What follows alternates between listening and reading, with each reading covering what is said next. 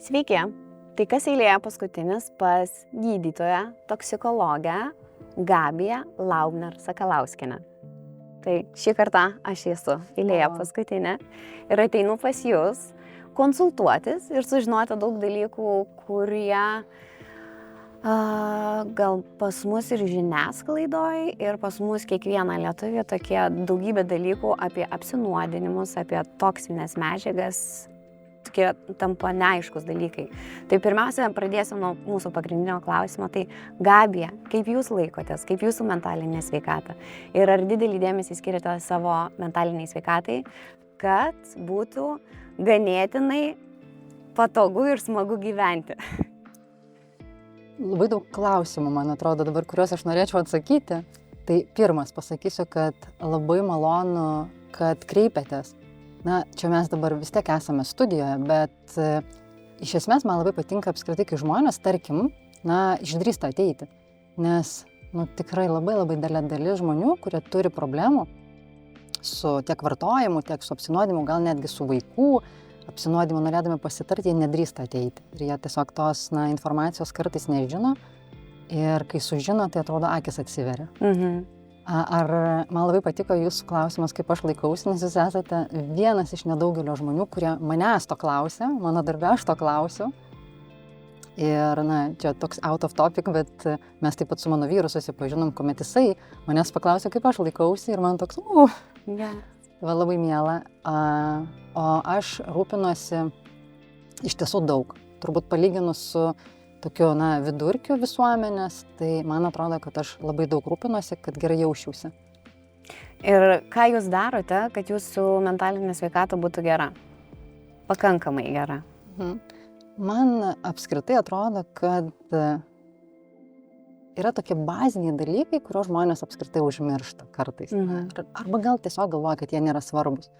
Ir kartais užtenka tos tikrai bazinius dalykus. Miegą, dienos šviesą, mitybą, santykius netgi su kitais žmonėmis, tas streso mažinimo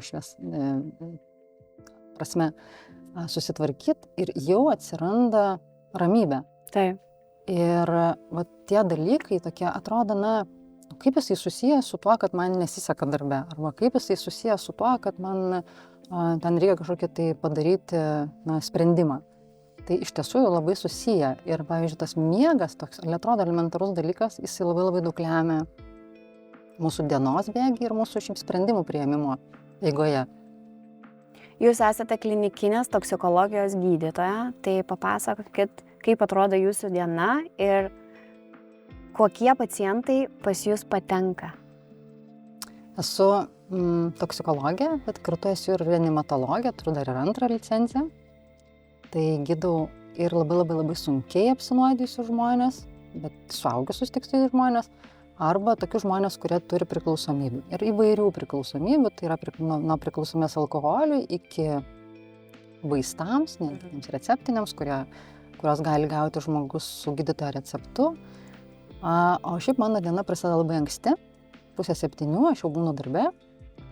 Ir tiesiog labai myliu savo komandą visą, labai jie didžiuojasi, labai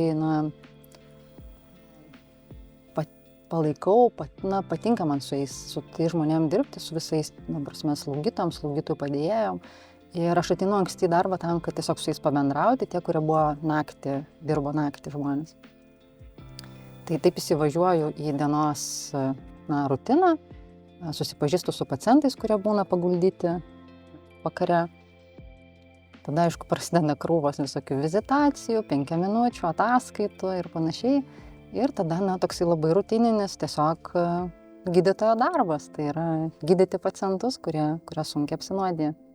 Tai antroje laidos dalyje galėsim pakalbėti apie priklausomybės, o dabar norėčiau daugiau sužinoti apie visus apsinuodijimus. Tai koks dažniausias lietuvių apsinuodijimas, dėl kurio jie patenka pas jus? Vis tik, netgi jeigu ir europėjam ir einam į tą situaciją, kad vaistai yra vis daugiau ir daugiau atsirandantis šitoj apsinuodijimų plotmėje, bet alkoholis vis dėlto išlieka pirmoje vietoje. Ir alkoholis apskritai, jeigu žiūrėti, na, taip tiesiog čia tokia gal introdukcija iš visų psichoaktyvių medžiagų, kurias mes žinome, yra pasaulyje užimantis pirmą vietą pagal sveikatai sudaromą žalą. Bet įdomiausia yra tai, kad tai yra vienintelė medžiaga iš visų psichoaktyvių medžiagų, palyginus su visom, ką jūs įsivaizduojat, kuri žalą visuomenį daro didesnė negu tam žmogui, kuris vartoja. Tai problemos susijusios su alkoholio vartojimu nėra tik tai tam žmogui, kuris atsigula į ligoninę. Tai yra labai dažnai visa šeima, visa jo aplinka įtraukta. Mes gydome žmonės, kurie arba labai sunkiai apsinuodija alkoholiu, tai yra labai daug promilių, tai yra tiesiog didelė alkoholio dozė organizme, arba tai yra žmonės, kurie turi arba suserga jau komplikacijomis. Traukuliai alkoholio provokuoti, kepenų ligos, kepenų cirozė, įvairūs hepatitai, širdies kažkokie ritmo sutrikimai, ar atvirkščiai širdis labai didėja, nervų pažeidimai tiek galvos smegenų, tiek rankų ir kojų nervų. Tai kartais būna tos komplikacijos tokios, kad žmogų tiesiog guldo į lovą, invalidizuoja ir jisai tikrai yra, jau reikalaujantis ligoninės. Tai atrodo, kad alkoholį geria, bet iš tikrųjų išsenka organizmai taip stipriai, kad žmogus tikrai patampa, kaip pasakyt, nebebūna mokesčių mokėtojų, gal taip. Supratau. Jeigu reikėtų įvardinti 5 medžiagas, 5 dažniausias medžiagas, nuo kurių žmogus apsinuodina, kokios tai būtų? Alkoholis, tada visi raminamieji vaistai. Labai nenorėčiau, kad tai būtų kaip reklama, nes vis tiek lietuviai labai daug atvejų yra savižudybių atvejų, kurie patenka, įvairūs vaistai nuo kraujo spaudimo.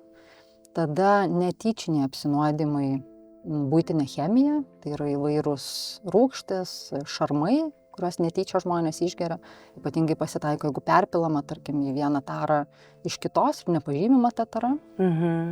Grybai, tai yra ruduo, apsinuodimai grybais, įvairių, paskui tokių po truputėlį gal gyvačių įkandimų, kažkokių tai tokių gal labiau egzotinių ir, aišku, psichoaktyvios medžiagos, visuomeniai turbūt žinoma kaip narkotinės medžiagos. Man atrodo, kad žmonėms atrodo, kad nuo kiekvieno nuodo daktarai turi ir priešnuodį. Ar tai tiesa? Labai daug yra, tarp kitko, kas yra faina, labai daug yra tikrai priešnuodžių, bet jisai yra suveikia arba vertingas yra tada, tik kai labai greitai yra panaudojamas. Tai jeigu žmogus uždelsia kreiptis, arba yra jau įvykusios komplikacijos, kurios yra negrįžtamos, tai tada jau ir to priešnuodžio negalima panaudoti. Žinot, su apsinuodimais yra toks dalykas, tad nuodas yra taip, kaip įeina dramblys, tarkime, porceliano parduotuvė, apsisuka gerai, viską išvarto ir išeina. Ir tada apsinuodimo pasiekmes yra, bet to pačio nuodo nėra, nes jisai jau būna suiręs. Supratau. Sveiki, esame Vingio klinikos įkūrėjai, gydytojai Audrius ir Marija Čeplikai. Odontologijos ir implantologijos srityje dirbame virš 13 metų, o dabar išaugome iki šeimos medicinos klinikos. Visada turėjome aiškią viziją – profesionalumas, inovacijos ir nuoširdus dėmesys kiekvienam pacientui. Mes randame sprendimus sudėtingiems dantų implantavimo, protezavimo, tiesinimo atvejams ir dirbame išties nuoširdžiai. Nuolat investuojame į naujausią įrangą. Savo pacientams norime suteikti tai, ką geriausio sugeba šiuolaikinė moderni medicina. Praplėtėme savo veiklą įtraukdami šeimos medicinos paslaugas. Tad tyrimus, skiepus ir kitas procedūras galėsite atlikti vienoje vietoje. Laukiame jūsų Vingio klinikoje. Nuoširdžiai pasirūpinsime jūsų sveikata ir šypsena. Mes dabar, kai filmuojame laidą, kaip tik ir šiandien, ir kelios dienos atgal buvo daug žiniasklaidoje straipsnių ir visi kalbėjo apie apsinuodinimą grybais. Tai koks buvo šis sezonas, daktare? Žinot, toks pirmas turbūt dalykas, kurį noriu pasakyti, kad, o Dieve, kiek nekritiškai mąstančių žmonių Lietuvoje. Tai liūdina turbūt tai, kad grybautojų forumuose buvo tikrai labai daug informacijos apie kad galima valgyti raudonąją musmirę, kuri gali pagelbėti, pagerinti sveikatą, kas buvo tikrai netiesa. Iš tiesų mes su tais raudonosios musmirės poveikiais susidurėm apie 10 metų. Tik tai šiemet tai buvo tikrai labai ant tokios bangos.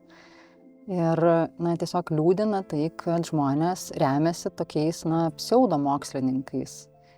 Ir tikrai buvo keletą atvejų, kurie buvo labai labai sunkus. Ir žmonės patys sakydami, kad netikėjau, kad toks grybukas gali kažką tai tokio blogo padaryti. Arba aš paskaičiau internete, kad tai padeda nuo įvairių ligų, gydo vėžį, padeda užmigti. Taip, skaičiau ir aš šitą. Taip, ir paskui po viso gydymo, kas jau viskas jau kaip ir pasibaigė, jie sako, Dieve, koks aš buvau kvailas, kaip aš galėjau to patikėti. Tai kokios gali būti pasiekmės nuo musmirės valgymo žmogui? Jeigu kalbam apie raudoną musmirę, nes yra visiškai skirtinga negu žalsvoji musmirė, tai yra haliucinogenas. Tai yra medžiaga, kuris sukelia organizme, pojūčius, kurių nėra. Tai reiškia, girdi žmogus garsus, kurių nėra, mato vaizdus, kurių nėra, pats jaučiasi ne tuom, kuom yra. Tai didžiausias poveikis yra tai, kad susisuka smegenėlės, gal taip pasakyti, ne? Ir žmogus gali pridaryti tiek savo, tiek kitam žmogui, tiek turtui labai didelę žalą. Tai gal žinot, nebūtinai čia neišgąsdins, pavyzdžiui, žmonių, kad sakysiu, sustos širdis arba nustosi kvėpuoti, ne, bet būtent tos haliucinacijos gali privesti iki tikrai kažkokių labai sunkių pasiekmių, kas susijęs su nesaugumu. Supratau. Kaip dažnai pas jūs patenka pacientai apsinuodinę, net nežinau, ar čia tinkamas žodis, apsinuodinę nuo psichotropinių medžiagų? Pakankamai. Ir kokios pasiekmės? Pakankamai. Jeigu, tarkim, imti keletos metų, tą tendenciją, tai prieš keletą metų buvo vienos medžiagos vyravo. Ir, tarkim, mes taip vadinam tokias 6 seseris.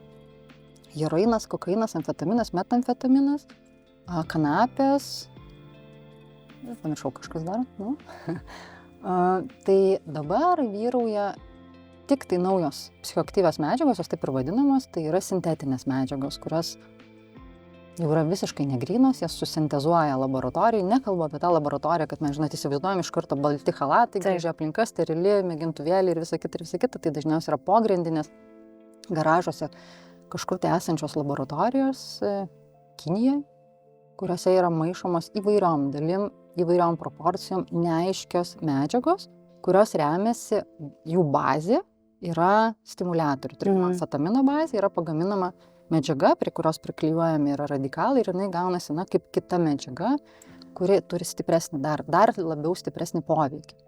Tai šitos medžiagos dabar vyrauja. Ir jos vyrauja įvairiais,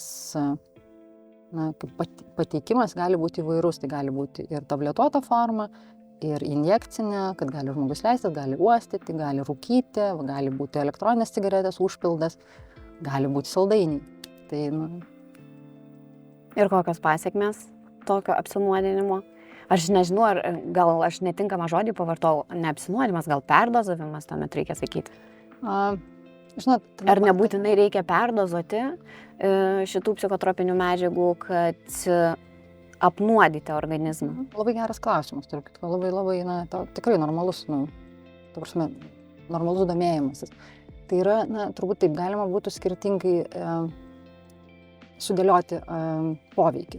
Tai yra vienas poveikis, kuris nebūtinai bus perdozavimas, bet tiesiog vartojimas. Ir labiausiai yra žalingas, kuomet vartoja žmonės iki 18 metų. Tai tarkim, ypatingai liečia visas kanapių produktus ir kanabinoidus. Tai yra THC, kaip tetrahidrokanabinolis, haliucinogeninė medžiaga, jinai vartojant pastoviai, žmogų, kurios smegenys yra nepilnai susiformavusios, tai yra iki 18 metų, jas pažeidžia struktūriškai. Tai reiškia, kad realiai, ta prasme, smegenų baltoji ir pilkoji medžiaga yra pažeidžiama negrįžtamai. Tai susiformavęs toks žmogus, mes, žinot, kaip visuomenė, tikrai esam tokių žmonių matę. Ir mes taip sakom, toks keistas. Arba ypatingai būna toksai, kur nors, pavyzdžiui, perskaitom, kokioje nors viešoje erdvėje, kaip kokia nors pasigavęs idėja, kažkokia tai fiks idėja, tarkim, arba tie žmonės, kurie sako, kad Žemė yra plokščia, ne? Nu, ta prasme, tokių kažkokių tai, kaip vadinasi tas žodis? Aš pavadinčiau, kad taip, čia ta dalis žmonių, kuriuos mes visuomeniai vadinam keistuoliais. Jo, ir ta prasme, atrodo, ir dirba jisai, ir yra gyvena su mumis aplinkoje, ir, na, tai, tarkim, kažką tai, na, tikrai veikia ir tikrai, tarkim, integruoti, nu, tie žmonės, nu, niekur jie neišintegruoti, bet juokiasi lygioj vietoje, arba, pavyzdžiui, kažką keistai daro, arba tokius sprendimus keistus priima, tai vat, sakom, keistas. Tai vat, viskas gerai, jeigu jis yra tik tai keistas. Bet iki 18 metų pradėjus vartoti kanapės ir kanapių produktus, yra labai didelė rizika susirgti psichinę ligą. Ir, na, čia jau, žinot, gal taip jau nenorėčiau irgi, na, ta prasme, visų dabar gąsdinti ir sakyti, kad šizofrenija yra vienintelė ta liga, bet įvairių pakraipų, va, tokių šizoafektinių sutrikimų. Ir mes, kaip specialistai, jau juos matome dažniausiai susirgusius tą ligą. Ir kai paklausė žmogaus, nu, tai koks santykis buvo su kanapių vartojimu, su kanabinoidais, tai beveik 99% atsako, kad pradėjo vartoti iki 18 metų. 13, 14, dabar jau 12 metų netgi. Aš labai džiaugiuosi, kad jūs esate mūsų laidoje ir nenoriu taip sakyti, kad labai noriu, kad jūs pagąsdintumėte mus ir visą visuomenę, bet man tiesiog norisi, kad apšviestumėte mus vis dėlto, kokia visa ta reali situacija ir kas gali būti su mūsų visų šitais pasirinkimais. Ar tu renkiesi alkoholį, cigaretės, visos tos dabar yra elektroninės cigaretės, ariami veipai ir panašiai, psichotropinės medžiagos, raminamieji vaistai ir taip toliau. Tai aš labai džiaugiuosi, kad jūs esat mūsų laidoje, nes man atrodo šiom dienom, ypatingai manau, kad šiais metais mūsų žiniasklaida pradėjo galbūt daugiau atvejų rašyti, kai apsinuodina jauni žmonės psichotropinė medžiagom, vaistais, kaip iš mokyklų patenka jauni žmonės, vaikai ar paaugliai, kurie apsinuodina visais tais rūkomaisiais, garinamaisiais taip dalykais. Tai neklausiu, kokia jūsų nuomonė apie elektroninės cigaretės arba visus tos veipus, bet galbūt jūs mums galėtumėte pasakyti, kokia visa tai žala gali būti. Na, tokį patikslinimą vis tiek noriu pasakyti, elektroninė cigaretė pati yra prietaisas. Yra tik perdavėjas medžiagos. Nes ta medžiaga, kuria užpildoma yra elektroninė cigaretė, ją galima naudoti ir kitais būdais. Vienas gali gerti, kitas gali valgyti, kitas gali kramtyti, kitas ten dėti į kažkokį tai maistą. Tai, ta prasme, tai yra tik tais pernešėjas, tik tais pavojus gal yra tai, kad labai greitai, nes mes kai įkvepiam, iš karto, ta prasme, efektas pasireiškia. Tai, na, tiesiog, na, gal taip sakysiu, kad nebūt tėveliams, turbūt, nebūt naiviems. Nu, tiesiog mes turim suprasti vieną dalyką, kad mes dabar viskas perėjom į tą naują realybę ir mes joje esame. Žinot, kaip kažkada tai evoliucija einant, kažkokia dalyka atsiranda, kur mes jau paskui nebekvestionuojam jo, ne? Atsirado internetas, viskas, nu, ta prasme, atsirado. Dabar atsirado artificial intelligence, dirbtinis intelektas, mes, nu, negalim priešintis. Taip. Tai dabar mes turim suprasti tokį dalyką, kad atsirado ir kuo toliau, to daugiau atsiranda toje aplinkoje, kurioje mes gyvenam, nesaugus produktai, tai yra psichoaktyvios medžiagos. Reikia domėtis. Na, vienas iš tokių dalykų, kur tikrai, na, atrodo, kad vaikai daugiau žino negu tėvai, na, akivaizdu, ir norisi tiesiog, na, jau čia tikrai nebegąsdinam, žinot, kad sako, mano vaikas, tai tikrai ne. Ar jisai susiduria, ar jisai žino? Nu, tikrai žino, tik tai tiek, kokį vaikas pats sprendimą padaro. O vaiko sprendimas jau priklausys labai didelę dalimi ne nuo draugų ir ne nuo mokytojų, nuo tėvų. Nes, sako, na, girdžiu dažnai ir Europoje tą patį sako, net yra seminarai, kad tėvai galvoja, kad jie įtakos nebedaro vaikui, tarkim, kuriam yra 13-14 metų, kad gal neberūpi tai, ką jie sako. Tai iš tiesų rūpi ir vaikas, bet kokiu atveju, kad ir turėdamas bendramžius, kurie kartu, vat, nu, tą nesaugia veikla užsima ar vartoja psichoaktyvias medžiagas, jam vis tiek rūpi, ką jo tėvai galvoja apie tai. Ir jeigu buvo tyrimas toks padarytas apie tėvus, kurie tikėjo, kad vaikas nevartoja, o kiti tikėjo, kad jisai tikrai vartoja ir čia jau tikrai nieko nebepakeisiu. Tai tų vaikų, tų tėvų vaikai, kurie tikėjo, kad jie nevartoja, jie tikrai mažiau vartojo, arba netgi jeigu buvo pradėję vartoti, jie nutraukė tą vartojimą. Dėl to, kad jiems tikrai yra svarbu, kad tėvai jais tiki. Kad tėvai galvoja, kad, ne dėl to, kad tiki aklai, kad, jisai tikrai nevartoja, bet tiki kaip žmogumi.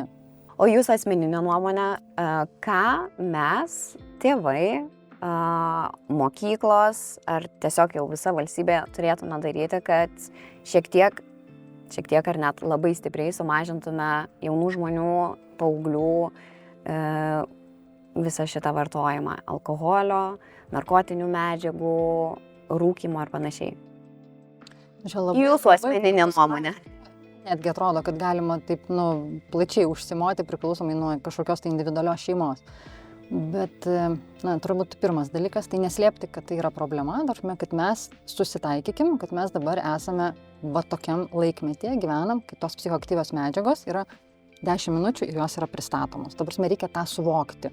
Nes iki šiol dar žmonėms atrodo, kad tikrai tikrai kaip taip galima gauti, reikia kažkur tai labai užslaptintai gauti. Ne, tai galima gauti per 10 minučių. Mes dabar suspaudžiusius, už durų turbūt po 10 minučių mums pristatytų.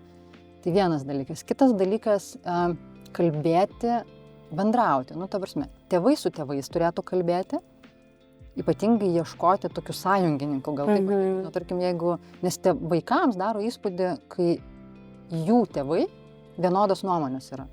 Ir kartais būna, žinot, jau toks amžius, kai tėvai praranda autoritetą tiem vaikam, tai tie kiti tėvai, to draugo, jie gali būti autoritetu. Ir jeigu yra bendra nuomonė, tarkim, tai gali vaikas jos klausyti. Ir dar, man atrodo, vienas aspektas yra, kuris kartais, tokia, žinot, būna taip kryvai mane pažiūri, apie tai, kad reikia kalbėti tiesą. Vaikai tikrai daugiau žino apie psichoaktyvias medžiagas ir, tarkim, netgi mano minėtos kanapės, kanapių produktai yra 80 milijonų žmonių Europoje, nors kartą yra pabandę. Ir, maždaug apie kokio 30 milijonų jos vartoja, ne kasdien, bet kas savaitę. Skaitosi, kad pastovus vartojimas yra vieną kartą per savaitę. Man toks klausimas, tai visi idiotai, ar tai visi žmonės, kurie vartoja, yra tikrai kvaili. Tai turėtumėm truputėlį pasigilinti, kodėl vartoja, ką vartoja, kokios koncentracijos ir panašiai, nes negalim nuslėpti tokio dalyko, tai tikrai neturėtų nuskambėti dabar kaip reklama, kad kanapių produktai jie didina kūrybiškumą. Tai gal nebūtinai yra visiems žmonėms, yra genetinės predispozicijos, vieniem gali didinti, kitiem ne, bet vartojimas yra tam, kad pagerinti kūrybiškumą. Kitas dalykas, jie yra raminantis produktai, jeigu THC koncentracija yra minimali. Tai yra, mes jau tada turėtumėm kalbėti apie natūralią kanapę. Tai visa sintetinė kanapė, visos sintetinės kanapės, visi sintetiniai kanabinoidai, jie šitus efektus, apie kuriuos pasakau, praranda. Ir nes yra kita medžiaga, kanabidiolis, kuri yra kanapėje, kuri nebegali jos užmaskuoti, nes natūralioje kanapėje jinai, kaip yin ir yang, vienas kitą atsveria.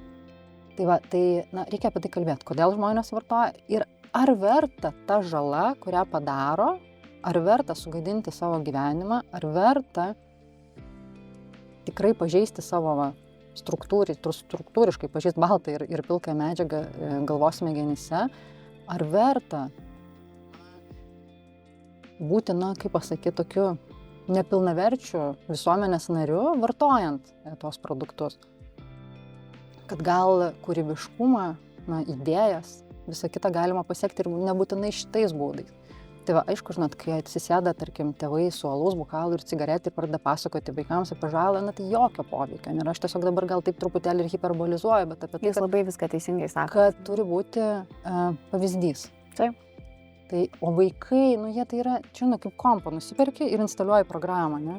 Tai kompas tada veikia, kai mes instaliuojam programą, tai yra su vaikais, jie auga ir mes jiems dedam informaciją, ne?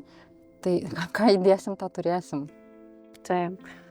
Manau, čia mūsų lietuvių toksai bruožas, kad visus reikia kaltinti tik ne save ir ypatingai dabar, kas turi vaikus, paauglius ar vaikus, nežinau, 13-15 metų, Dabar žiniasklaida vis pažiūriu, kad kaltina valstybę, kaltina mokyklas, kad jo per mažas įsitraukimas, kad valstybė per mažai daro, bet iš tikrųjų visas tas mokymas pagrindas prasideda namuose.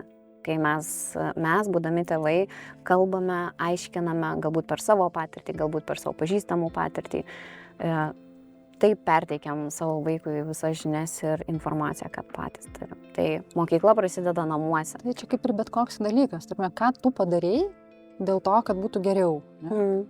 Tai pasižiūrėti tėvams, ką jie padarė, kad, nežinau, gal pasakyti užkirsti, bet gal sumažinti, gal pagerinti situaciją dėl psichoaktyvių medžiagų vartojimo.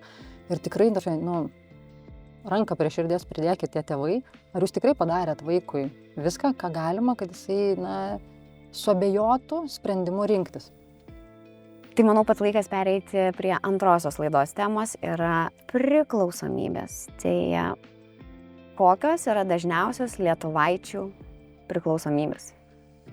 Su kuo dažniausiai susidurėte?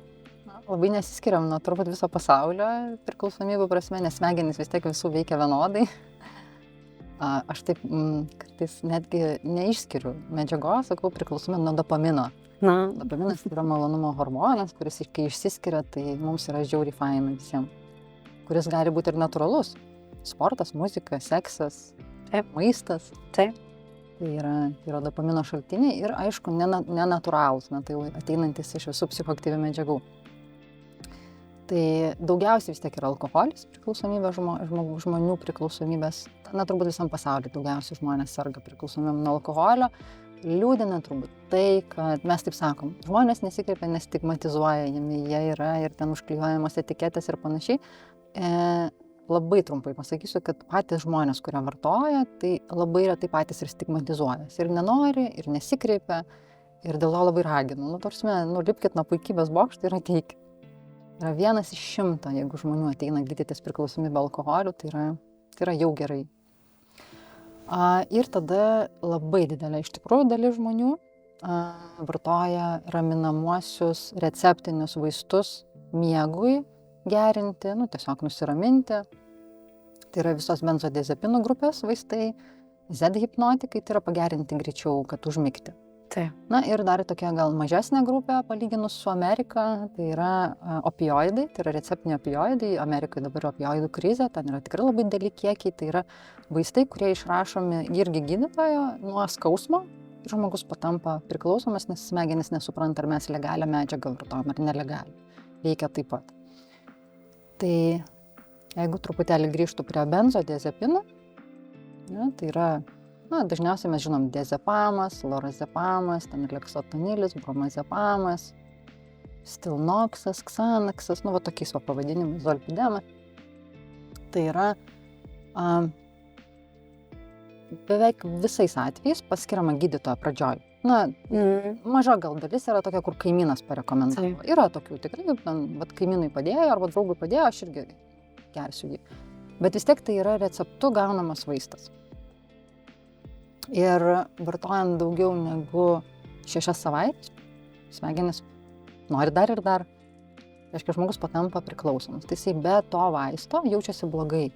Jam yra labai sunku užmigti ir tai susiję su tuo, kad jisai kitą dieną blogai jaučiasi, jisai nėra darbingas, jisai jaučia raumenų visokios, tempimą, gal netgi drebėjimą, tremorą, jeigu labai sunkus atvejis, yra iki panikos atakų ir traukulių.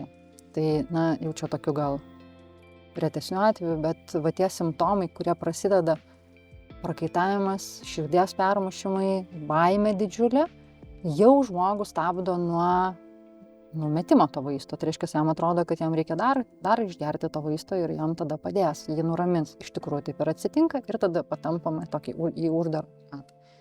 Žmogus įeina.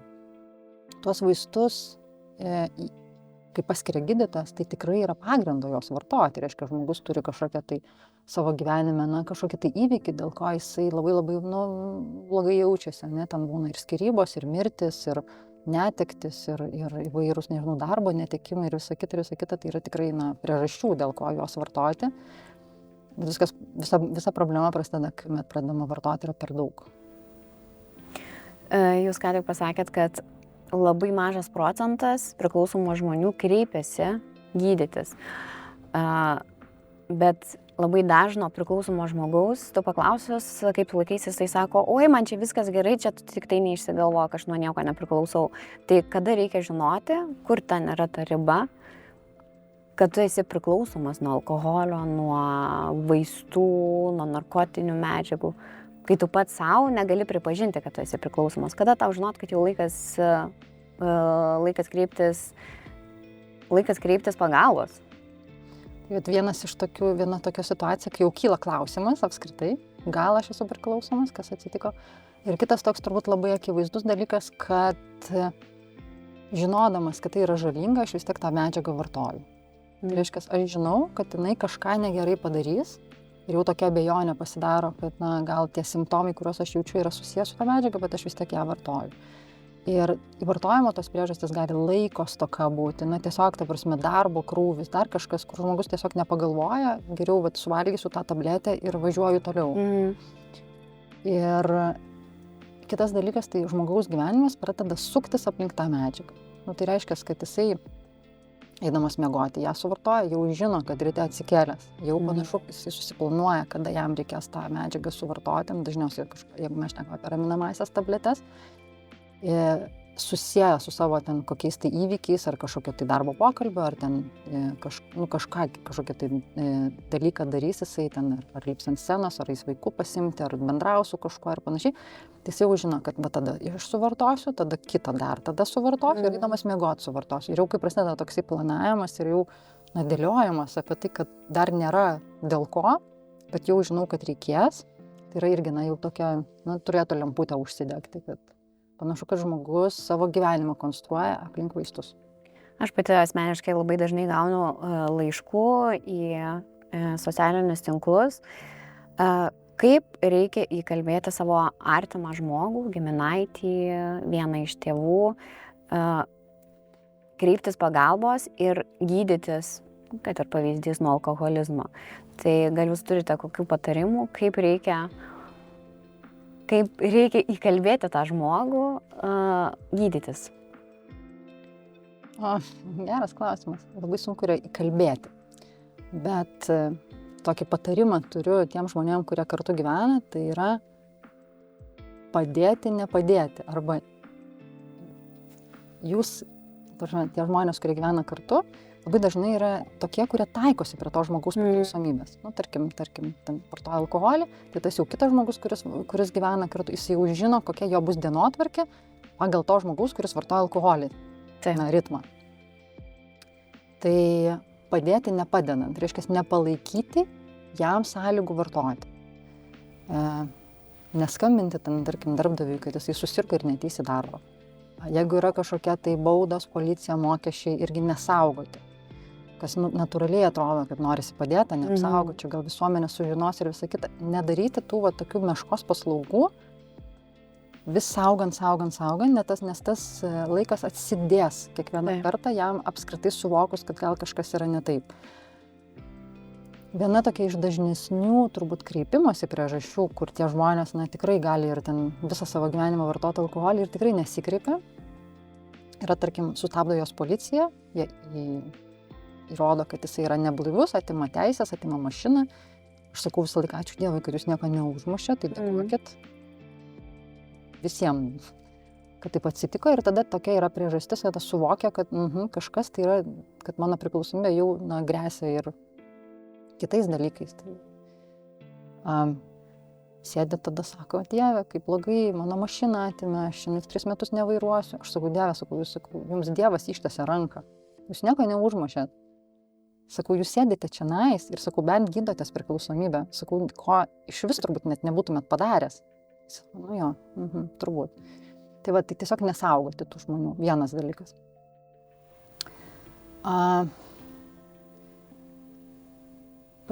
Net nežinau, pasakyti, kad patikėti, kad gali būti geriau, kad gyvenimo kokybė gali pagerėti. Tikrai jinai gali pagerėti labai daug aspektų. Man atrodo, kiekvienas žmogus, kuris vartoja alkoholį ar tos vaistus, jisai vis tiek kažkada nevartojo. Ir galima tiesiog atsukti tą laiką ir pagalvoti, o kaip buvo mano gyvenime tuo metu, kai aš nevartojau, kai aš nebuvau priklausomas. Tai vienas dalykas. Bet kitas turbūt pats sunkiausias, tai yra vienas iš tų dalykų, kad suprasti, kad jisai tas, kuris žmogus vartoja, tai jisai nenori būti toj realybėj, kurioje jisai yra.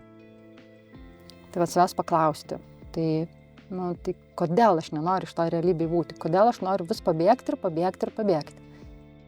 Aišku, būna tokie, suvokimai, jie yra labai platus, jie nebūtinai, kad nenoriu būti čionais. Ne, tai susijęs su šeima, su vaikais, su santykiais, su darbiniais santykiais. Ir kai pagalvoja žmogus, kiek yra visko susiję ir kiek man reikės keisti, jeigu aš nenoriu būti.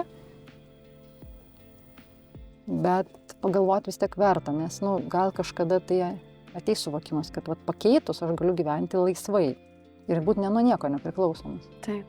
O kaip vyksta gydymasis nuo priklausomybės? Priklausoma, aišku, nuo kokia priklausomybė, bet šiaip... Imkime patį populiariausią, pavyzdžiui, alkoholį. Tai, visos priklausomės paremtos tuo, kad tai yra iš keleto dalių susidedantis apskritai gydymo procesas, tai toks kompleksinis. Tai yra vienas, tai yra detoksikacija, tai yra tą medžiagą paimti ir nutraukti. Atrodo, kaip lengva. Ne, tikrai tai nelengva, tai yra lygiai taip pat stacionaro sąlygos dažnu atveju, bet mes kaip specialistai tą padarom tikrai labai švelniai, dėl to, kad tuos simptomus, dėl kurių žmogus pats nenutraukia, mes palengvinam, kad jis jų nejaustų. Tai reiškia, kad pats nutraukimas medžiagos, jis vyksta tikrai labai labai švelniai. Tai ta detoksikacija, jinai yra viena iš tokių pradinių žingsnių. Ir tada jau su mano tą minėta realybės to pojūčių, kodėl aš nenoriu būti toje realybėje, tai čia yra prasideda jau visas kelias suvokti, kas vyksta, kodėl aš nenoriu būti toj realybėje, kurioje esu. Čia yra psichologo jau darbas ir mes tai visiems rekomenduojam, nebūtinai visi kreipiasi, bet tie, kurie kreipiasi žmonės į psichologą, tikrai laimi daugiau ir žymiai greičiau. Ačiū, Gabija. Iš tikrųjų, aš jau visus klausimus uždaviau, kuriuos norėjau ir liko paskutinis klausimas, prašymas galbūt tiksliau, ko prašau ir kiekvieno laidos dalyvio, tai duokite patarimą visiems žiūrovams, kuris yra susijęs su jūsų profesija. Jeigu jau kažką vartojat, tai turėkit drąsos ir proto kreiptis. Nes tikrai būna visokių situacijų būna gyvenime, ta prasme, kad žmonės atsiduria ten, kur nenori atsidurti. Jos tiesiog kažkokios aplinkybės nuveda į ten, kur jie nenorėtų būti iš tikrųjų ir tada galva, ką daryti dabar? Tai tiesiog atsigręžti, atsistoti ir eiti toliau. Mūsų gyvenime, aš labai mėgstu, mūsų gyvenime šiaip problemos vyksta dėl 5 priežasčių. Tave nukreipti kažkur tai, tave patikrinti, kaip tau sekasi gyvenime, tada tave pataisyti, tada patobulinti ir apsaugoti. Tai pagalvoti, o kodėl tai atsitiko, ką aš galiu išmokti iš to. Ačiū.